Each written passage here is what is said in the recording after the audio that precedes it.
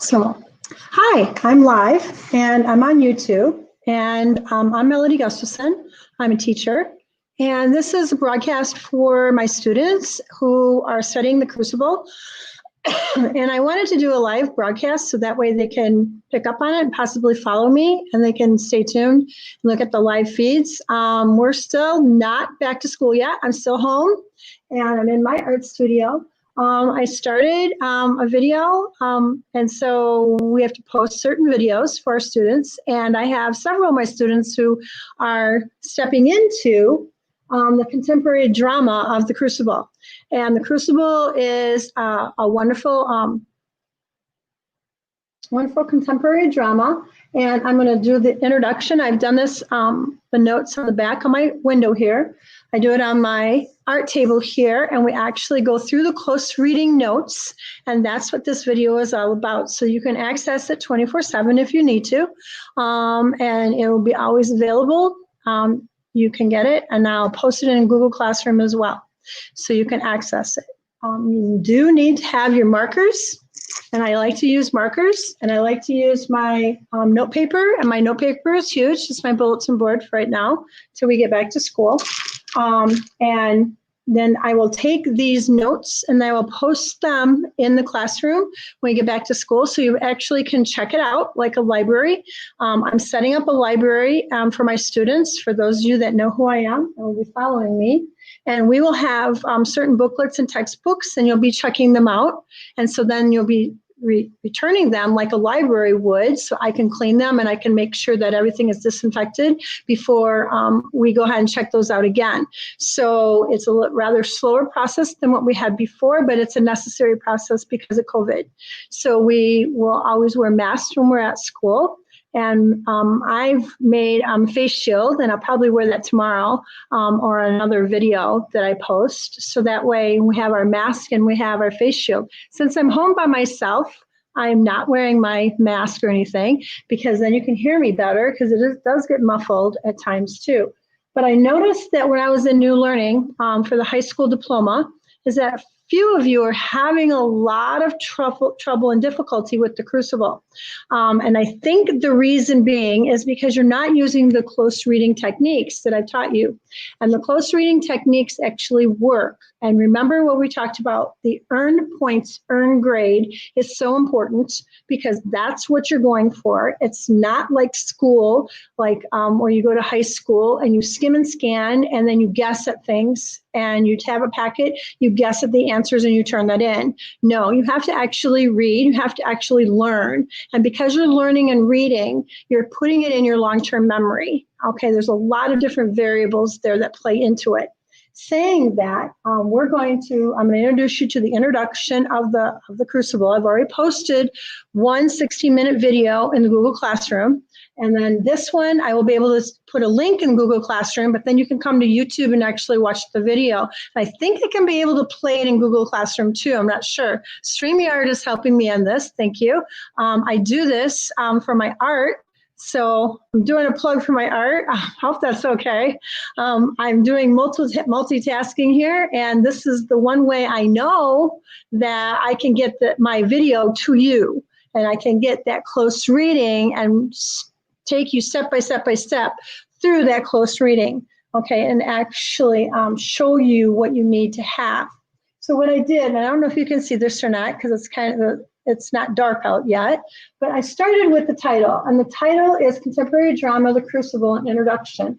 This is for English 3 Part B in New Learning, okay, distant learning, new resources online for distant learning. So the goal in this lesson, you are going to learn how to discuss, you're going to learn how to learn, and you're going to learn how to read. Those are the 3 objectives that we're going for into the introduction and into this section of it. I'm taking it right off the PDF you have access to in English 3 Part B.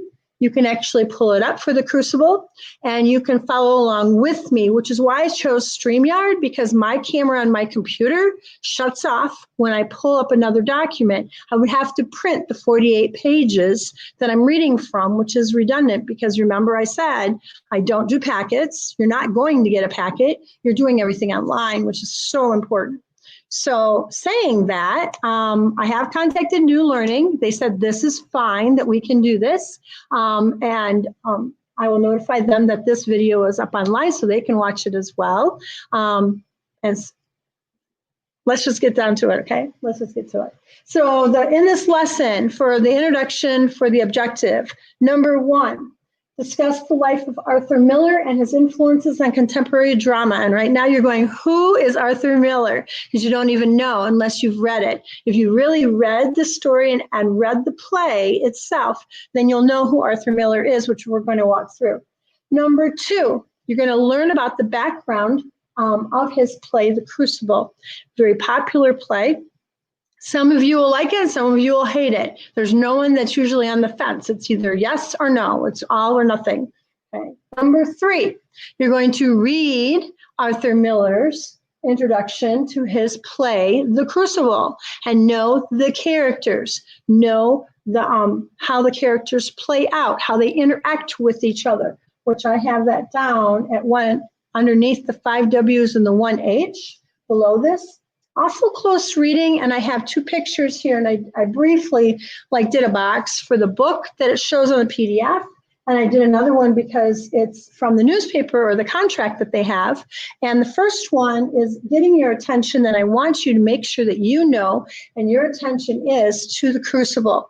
The Crucible itself, it's going to be a cover of a book that you see on the PDF that's in New Learning that you're going to pull up. This is the introduction, and it's telling you that The Crucible won a Tony Award. That's a very prestigious award. So that's underneath the book that's in the PDF, and I put it in my notes to remind me I need to pay attention to that because that might be on the test. Remember, I don't know the test questions.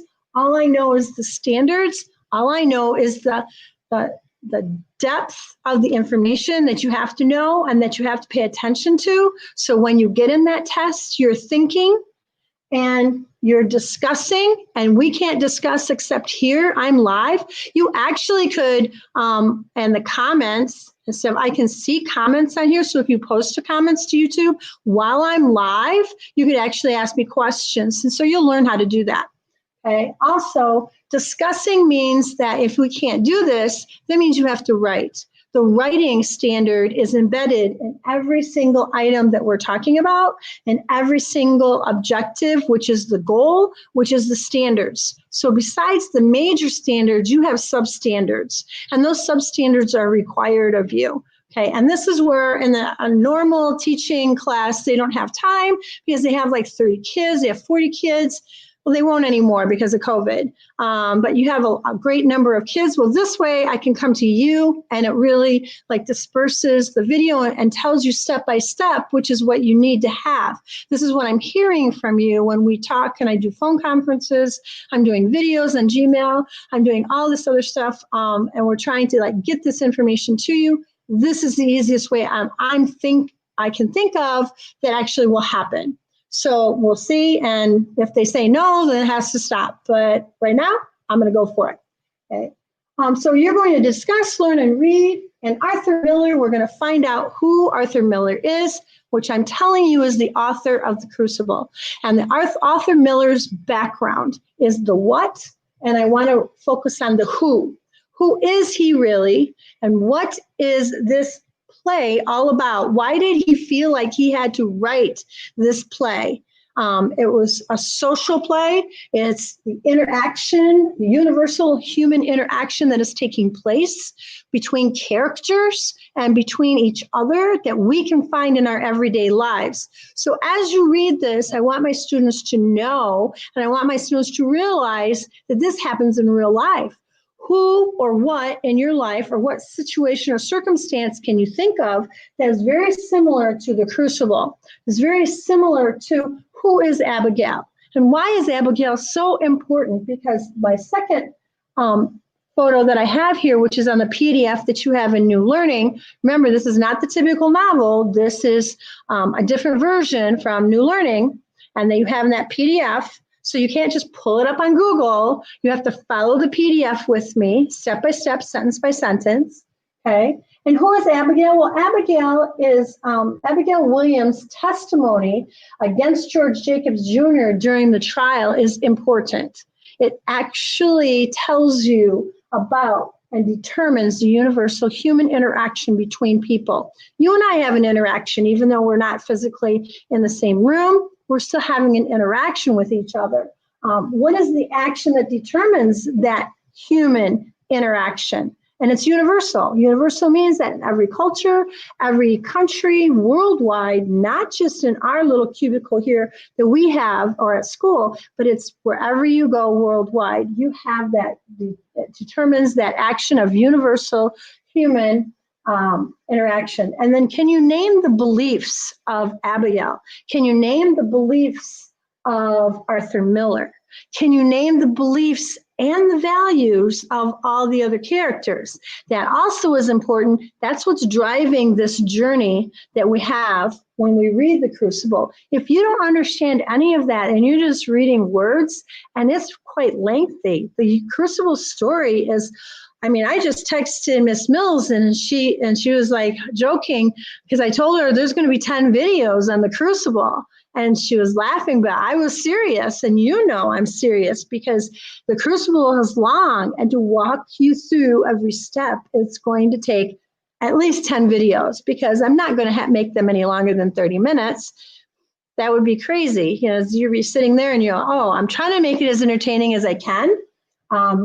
But in the same token, we have to look at facts, and you need the facts so you can take the tests and the assessments. Remember, your 30 and 40% are going to jump up to 70 and 80%. And if you actually read and do the notes, the close reading like I'm doing, your score will be anywhere between 90 to 100% on that final test score.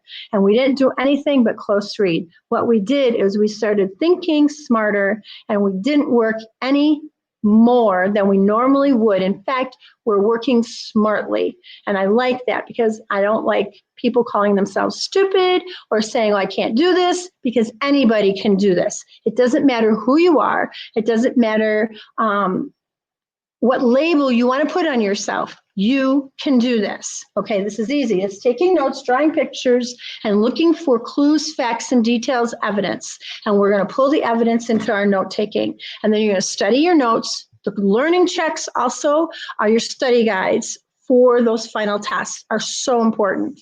Okay, so you're going to actually take the learning checks and see what did I not learn or what did I not know, and the tests that you are assigned to you is basically assigned and put into those learning checks for you. So one learning check is not the same as somebody else's. Everybody gets a different learning check. Everybody gets a different test. And that's the way this is designed, because this is backward design. The backward design is meant to be individualized just for you, the student. And you might have similar questions and you might have some exact, but we don't know. I don't know what they are. The computer generates them. I don't. You don't. Nobody determines it. It just is given. So, which is really cool. So saying that, because you're going to earn your high school diploma, that's the whole bottom line of this. So what is the action of that interaction? Name the beliefs. And then the big one, I put at the bottom and I put orange. And I don't know if you can see the pink and orange there, but I actually bubbled it because where we're going to go with this, and you're going to have in the back of your mind, we're going to revisit this, the back of your mind, what is the difference? And we're going to compare and contrast. And before I have compared and contrast with you, and when I compare and contrast, you know, there's many variables. Well, the variable for this one, for compare, we are going to have personal private life compared to public life. Two different things, personal and private, and personal life and private life is different than public life. When you see me at school, that's completely different than who I am at home. When I am at home, I'm a totally different person because that's my private life. When you're at school and you have everybody else, and a lot of you guys get crazy, or you're like, oh my gosh, this is so noisy. I'm used to calm and quiet, and because that's your private life. Okay, so we're going to compare that, and then we're going to contrast private life and public life as well. So big matrix that we're going to create in order to get this done for contemporary drama, the Crucible, Arthur Miller is the author, and you need to know the author for your works cited page, and you're going to need to know the date and the time and who and what. And then I started here, and this is where I stopped because I wanted to do it with you, even though I don't know if you can see my drawing table or not.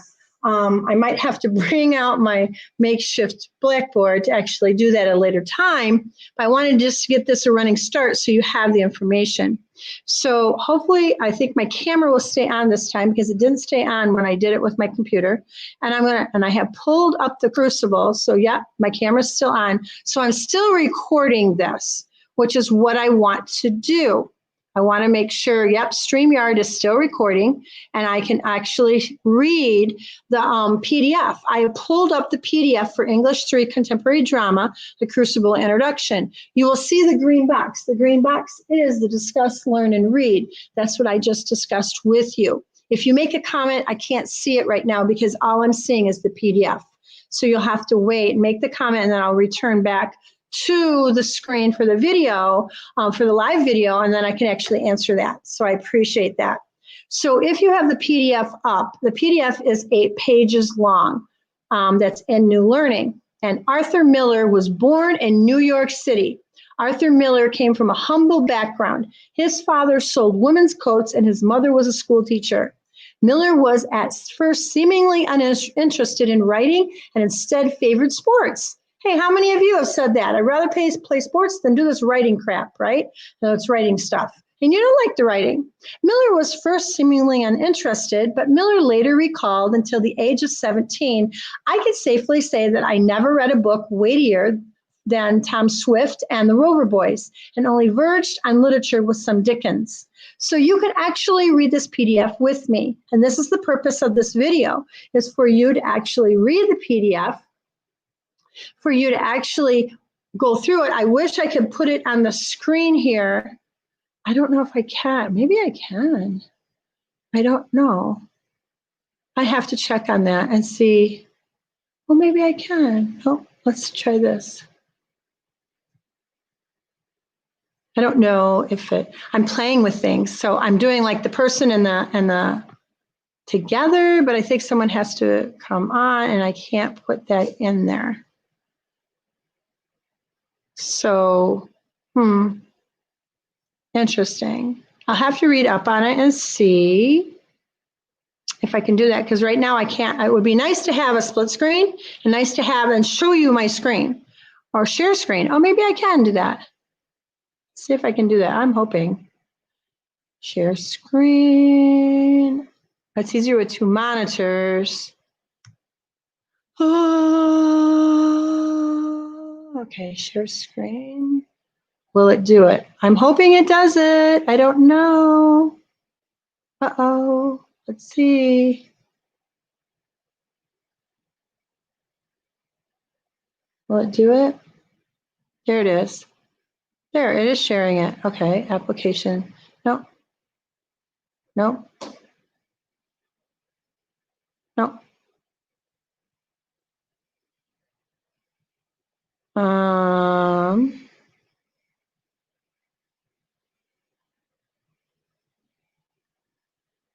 I do. Let's do the flash. Can I share that one? So now can you see it? Oh, there it is. Ah, I did it. Yay. Yay, I did it. Oh my gosh, how nice. So you can actually see what I'm reading. All right, cool. So the share screen did work, and this is what I'm reading it from. So after graduating from high school, Miller applied to the University of Michigan because of Miller's poor grades. However, combined with the fact that Miller was living in the middle of the Great Depression, his father was unable to put him through college. Instead, Miller earned his own college tuition, working at various jobs, including one at the auto parts plant. It was here that Miller read Tolstoy's War and Peace, a novel that would later supply Miller with the material for his play of Memory of Two Mondays. Very important. Eventually, Miller enrolled in college. More importantly, though, he also began writing plays. His first Broadway success was in 1947. With all my sons, a play that earned Miller the New York Drama Critics Award for Best Play. This play reflected a theme that would reoccur in Miller's other plays, the theme of moral responsibility of the individual, the family, and the society. And that's a picture of Miller on the front page. So then I scroll down and I have the next PDF page. And did it scroll with me? It does. It scrolls when I scroll it. Yay, because I shared that one screen. Okay. So in 1949, Miller became officially famous for his play Death of a Salesman. A play written, and you have to read Death of the Salesman. I really enjoy it. That's really a good novel. It's a play, but it's in novel form. So a play written in a small studio that Miller built on his property in Connecticut. So basically, this is the background of Miller, Arthur Miller, who he is. He's a playwright. And the reason why he's writing these plays is very important. Origins, the following article from New Yorker was written by Arthur Miller and explains his reasons for writing the play The Crucible. And I really like this part. And this is the part here. Nope, I can't point to anything. So right here, I don't know if you can see. No, you can't see, I guess. The book that I have, that's where I got from my notes. And I wanted to make sure that's the Tony Awards. And I wanted to make sure I put that in my notes so that I have that, okay? So then I scroll down and that box underneath the book, as I watched The Crucible taking shape as a movie over much of the past year, the sheer depth of time that it represents for me kept returning to mind. Now remember, this is all copyrighted by New Learning Resources, Inc. So these are all copyrighted, so no one can steal them, no one can plagiarize, please. You always have to work cite and you have to cite your source, always. So it's copyrighted by New Learning Resources, Inc. Thank you. Let's see, as those powerful actors blossomed on the screen and the children, the horses, the crowds, and the wagons, I thought again about how I came to cook all this up nearly 50 years ago. In an American, almost nobody I know seems to remember clearly. And that's what I'm finding. The older I get is that people don't remember the good old days. People don't remember how it used to be. I remember those years they formed the Crucible skeleton. So I like this when it states that in that second paragraph. I remember those years. They formed the Crucible skeleton, but I have lost the dead weight of fear I had then. Fear doesn't travel well, just as it can warp judgment. Its absence can diminish memory's truth. What terrifies one generation is likely to bring only a puzzled smile to the next. So Senator MacArthur's power to stir fears of creeping communism was not entirely based on illusion, of course. From being our wartime ally, the Soviet Union rapidly became an expanding empire. In 1949, Mao Zedong took power in China. Western Europe also seemed ready to become red, especially Italy, where the Communist Party was the largest outside Russia and was growing. McCarthy, brash and ill-mannered, but too many authentic and true, boiled it all down to what anyone could understand. We had lost China and would soon lose Europe as well, because the State Department, staffed, of course, under Democratic presidents, was full of treasonous pro-Soviet intellectuals. It was as simple as that. The Crucible was an act of desperation. Wait, I have that.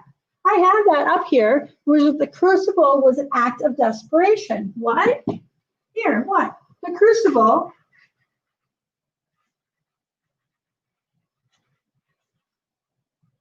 was an act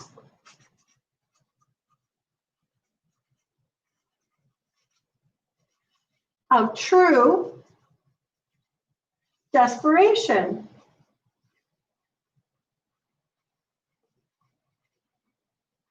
And I'm putting it in quotes because I have to quote this because this is a copyright. And as you know, it's a works cited.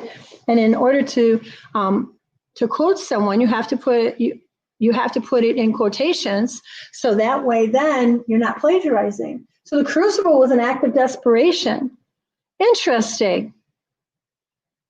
And why was he desperate? By 1950, when I began to think of writing about the hunt for reds in America, I was motivated in some great part by the paralysis that had set in among many liberals who, despite their discomfort, was the inquisitors' violations of civil rights, were fearful and with good reason of being identified as covert communists if they should protest too strongly. I visited Salem for the first time on a dismal spring day in 1952. In the gloomy courthouse, there I read the transcripts of the witchcraft trials of 1692. So this is the witchcraft trials. Witchcraft trials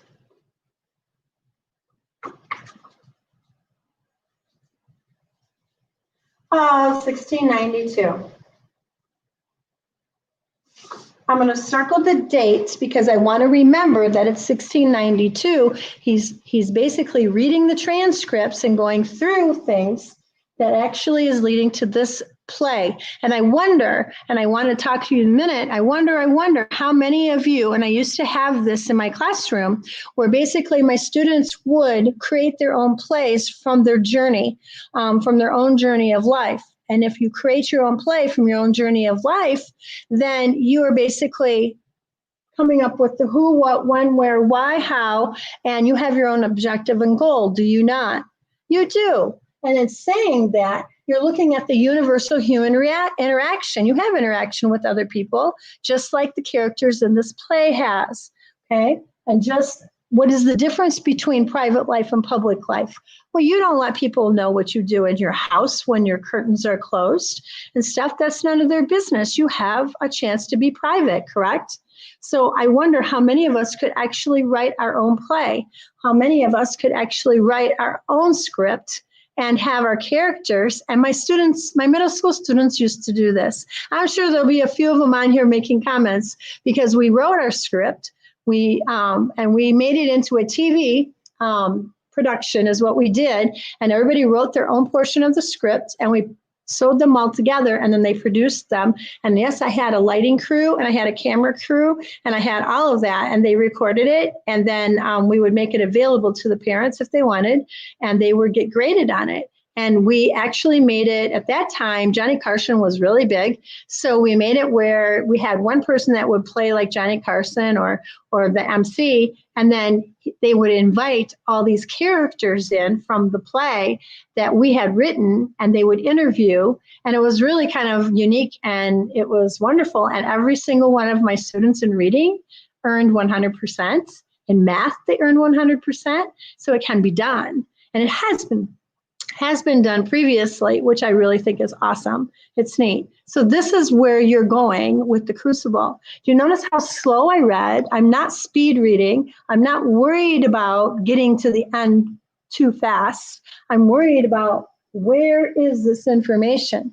Where's the information that I have in my notes? And can I answer it? Can I teach it to someone else? I'm teaching it to you. Now, in turn, can you teach it to me or can you teach it to someone else when we're finished? That's going to be the number one. Oh, yes, I learned this. Oh, I'm ready to take the learning check. I'm ready to take the test. I got this. I'm going to get 80% or better on the earned grade. And that's how you do it. Saying that, I go back to, I visited Salem for the first time on a dismal spring day. I read that. I'm going to skip all the way down to above the newspaper clip. And it said I had come across, but there was one entry in Euphem in which thousands of pieces I had come across were jogged into place. It was from a report written by Reverend Samuel Parris. And I would write down Reverend Samuel Parris because that is one of the characters, who was one of the chief investigators of the witch hunt. During the examination of Elizabeth Proctor, Abigail Williams, and Ann Putman, the two were afflicted, quote unquote, teenage accusers, and Abigail was Parris's niece. Both made offer to strike at said Proctor, but when Abigail's hand came near, it opened, whereas it made up into a fist before, it opened and came down exceedingly light as it drew near to said Proctor at length with open fingers like this, the open fingers. Okay, and I'm reading it right from the PDF here. Went down, there we go. And during the examination of Elizabeth Proctor, I read that. Do a fist before and came up exceedingly lightly as it drew near to said Proctor, and at length with open extended fingers touched Proctor's hood very lightly. Immediately Abigail cried out, her fingers, her fingers, her fingers burned. And this is the testimony that I was talking about against George Jacobs Jr. during the Salem witch trials, and that's from wikipedia.org. And I know what you're going to say, you can't use Wikipedia, it's not a reliable source. However, but here on this Wikipedia site, this is the actual transcript from the witch trials, so we're pretty much okay for right now. Okay, so don't, it's fine. So in this remarkably observed gesture of a troubled young girl, I believe a play became possible. Elizabeth Proctor had been the orphaned Abigail's mistress, and they had lived together in the same small house till Elizabeth fired the girl. By this time, I was sure John Proctor had bedded Abigail, who had to be dismissed most likely to appease Elizabeth. So they were fighting within themselves, approached the witchcraft out of nowhere or from purely social and political considerations. So this is the New Yorker on October 21st and 28th in 1996. It was publicized. I go down here, and right here, there's often a difference between a person's private life and public, which is why I put the differences in there. To understand a complex drama like the Crucible, you will need to interpret. And interpret, I did put that as my vocabulary word on my second sheet here, which is complex drama, and I put interpret. And I did not put the definition because you know my rule is that I put the word down, but you find the definition. That is so important because that's how you learn and that's how you grow your knowledge and understanding. So then we go right into Act 1, Part 1. The next right here. This is Act 1, Part 1, and this is, again, wikipedia.org. However, this is the best source that we have. A small upper bedroom in the home of Reverend Samuel Parris. Who is Reverend Samuel Parris? Well, he is from Salem, Massachusetts in the spring of the year of 1692.